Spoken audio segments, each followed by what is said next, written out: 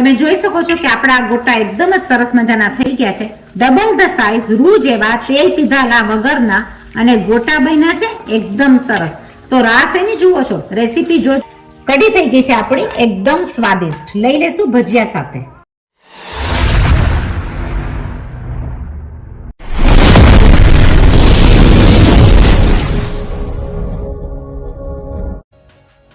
પાલકના ગોટા બનાવવા માટે આપણે લઈ લેશું સરસ મજાની મસ્ત મજાના પાલકના પાન. પાલકના પાનને આ રીતના આપણે ધોઈને ડાળખી વગર લઈ લેશું. પાલકને કાપી લેશું આ રીતના ઝીણી ઝીણી અને ધોઈ નાખશું એને 3 થી 4 પાણીથી.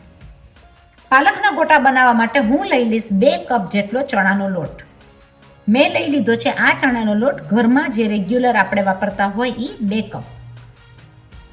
આ ચણાના લોટની અંદર આપણે થોડું થોડું પાણી નાખતા જશું અને આપણે બનાવશું ગાંઠા ન પડે એ રીતના એની પેસ્ટ.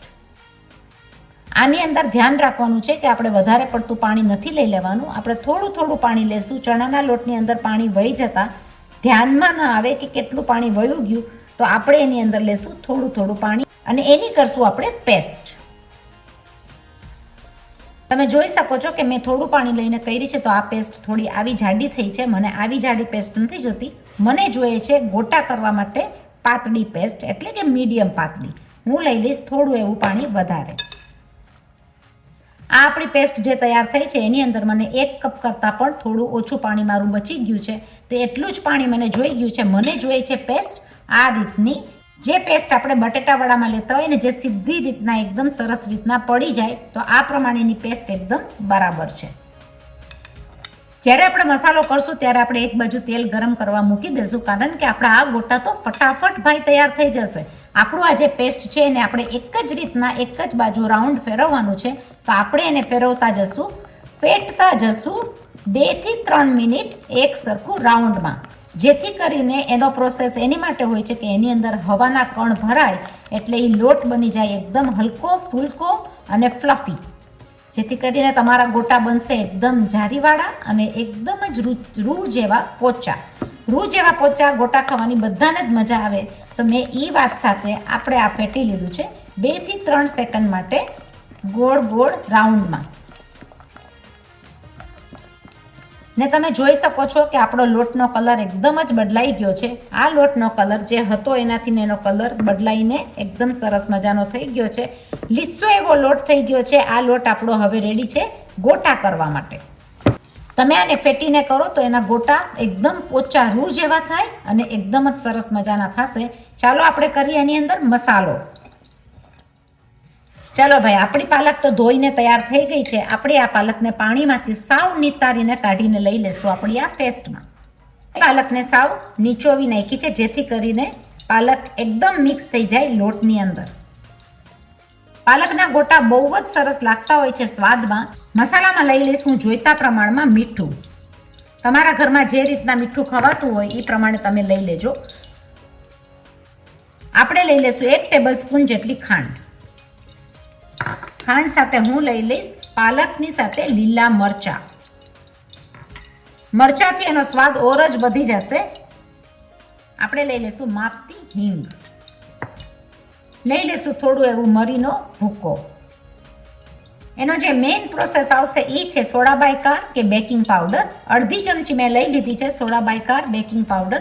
એની ઉપર આપણે લઈ લઈશું લીંબુનો રસ, જેથી કરીને એક્ટિવેટ થઈ જાય અને એકદમ સરસ રીતના અંદર ભળી જાય. આપણે કરી નાખશું બધું આ મિક્સ. આપણો મસાલો તો તમે જોઈ શકો એકદમ જ સરસ થયો છે. તમારું બેટર જો પાતળું થઈ જાય તો તમે થોડો એવો ચણાનો લોટ એડ કરી શકો. હું કરી નાખીશ એને બધું મિક્સ. આ મિક્સ થયા બાદ આપણે એને બહુ મિક્સ કરીને હલાવવાનું નથી. આપણું બેટર એકદમ પરફેક્ટ છે. આપણે એના ઉતારશું ગોટા. લેશું થોડું એવું પાણીનો જરા જરા હાથ કરીને આપણે ઉતારશું ગોટા. મસ્ત મજાના ગોટા. જ્યારે તમે ઉતારતા હોય ત્યારે તેલનો ભાગ ગરમ હોવો જોઈએ. આપણે ઉતાર નાખશું બધા ગોટા આ રીતે. તમે જોઈ શકો છો કે આપણા ગોટા ઓલરેડી ડબલ ધ સાઈઝ થવા માંડ્યા. આપણે એના ઉપર નાખતા જશું થોડું થોડું તેલ. તમે જોઈ શકો છો કે આપણા ગોટા એકદમ જ સરસ મજાના થઈ ગયા છે. ડબલ ધ સાઈઝ રૂ જેવા તેલ પીધાલા વગરના અને ગોટા બન્યા છે એકદમ સરસ. તો રાસ એની જુઓ છો, રેસીપી જોજો, ઉતારજો ફટાફટ. ગરમા ગરમ મરચા, કાંદા, એની સાથે ચણાના લોટની કઢી જે આપણે નેક્સ્ટ બનાવીએ છીએ આગળ. આપણે આપણા ગોટાને લઈ લેશું જારાની અંદર, જેથી કરીને તેલ બધું નીતરી જાય. લઈ લેશું મરચા તેલની અંદર લાલ લીલા. સ્વાદિષ્ટ પાલકના ભજીયા સાથે આપણે બનાવી નાખીએ ચણાના લોટની ગરમા ગરમ કઢી. ભાઈ વરસાદની સિઝનમાં અને ઠંડીની સિઝનમાં આ કઢી ખાવાની અને પીવાની બહુ જ મજા આવતી હોય છે. તો આપણે લઈ લેશું એની અંદર મસાલો. માપથી આપણે લેશું હિંગ, માપથી લેશું મીઠું, જરાક એવો નાખશું હળદર, જેવો તમને કલર ગમે એ પ્રમાણે તમે નાખી શકો. આપણે નાખી દઈશું ખટાશ માટે લીંબુ. તમે લીંબુના ફૂલ પણ લઈ શકો, આ ખાટી છાશ, ખાટું દહીં પણ લઈ શકો. એની સાથે હું મિક્સ કરી નાખીશ થોડું એવું પાણી નાખીને પેસ્ટ. કઢીનું પેસ્ટ આપણું બહુ સરસ મજાનું થઈ ગયું છે. આપણે એને દેશું વઘાર. આપણે લઈ લઈશું 1 ટેબલ સ્પૂન જેટલું તેલ.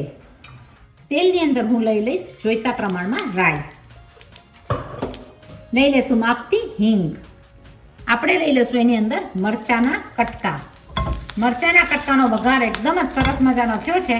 એની અંદર આપણે લઈ લઈશું અડધો કપ જેટલું પાણી. આ પાણી જ્યારે ઉકળતું હશે આપણે લઈ લઈશું આપણી ચણાની પેસ્ટ, એટલે કે ચણાની કઢી. ભાઈ આ ચણાની કઢી તો ખાવાની મજા જોર આવે. ગેસને કરી નાખશું બંધ. નથી આપણે ઠીક કરવું, નહીં થઈ જાડી પાતળી લાગે, તમે એમાં ઓછું વધતું પાણી નાખી શકો. આપણી આ થિકનેસ ઉપર છે, આપણે નાખી દઈશું થોડું એવું પાણી. આપણી આ ચણાના લોટની કઢી એકદમ જ સરસ થઈ છે. આપણે લઈ લેશું એને બાઉલમાં. ગરમ પાણીની અંદરની પ્રોસેસમાં કઢી બહુ જ સરસ થતી હોય છે. વરસાદની સિઝન હોય, ઠંડી હોય, કારણ કે ઓસ્ટ્રેલિયામાં છે અત્યારે એકદમ ઠંડી અને વરસાદ, તો એની અંદર આપણે બનાવી નાખીશું પાલકના ગોટા.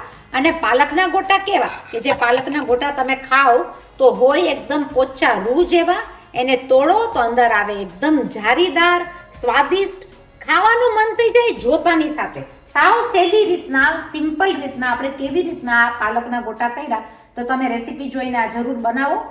એની અંદર સોના પર સુહાગા એટલે કે ચણાના લોટની કઢી. આ ખાવાની મજા તો બહુ જ સરસ મજાની આવે. ઠંડીની અંદર આપણે બનાવી નાખી ચણાના લોટની કઢી, સાથે છે કાંદા, સાથે છે ગરમા ગરમ મરચા. તો રાસ એની જુઓ છો, આપણે લઈ લઈએ આપણી ડીશની અંદર આપણા પાલકના ગોટા જે છે એકદમ જ સરસ મજાના. જોડે છે લીલી ચટણી, સ્વાદિષ્ટ. જરૂર બનાવજો. સબસ્ક્રાઇબ કરો મારી ચેનલને લાઈફ ઇન ઓસ્ટ્રેલિયા બીના મોદી. આની અંદરની ટિપ્સ અને ટ્રીકમાં સોડા બાય કાર્બ જે પણ આપણે નાખ્યા એ ફ્લફી અને એકદમ જારીદાર થવા માટે એની પેસ્ટને જેટલું ફેટશો એટલો એકદમ જ સરસ મજાના અંદર કણ ભરાશે અને બહુ સરસ થશે. તો આ ટિપ્સ જોવી અને કરવી જરૂરી છે. તો આ બનાવ્યા આપણે પાલકના ગોટા. નવી નવી બીજી રેસીપી લઈને આવે છે. ત્યાં સુધી તમે શું કરશો? સબસ્ક્રાઇબ કરો, લાઈક કરો, શેર કરો, આગળ ફોરવર્ડ કરો. વસ્તુ મહેનત બહુ લઈ લે છે. મળ્યા પાછા બીજી જલ્દી નવી રેસીપી સાથે. ત્યાં સુધી તમે બધા રહ્યો stay safe and bye bye.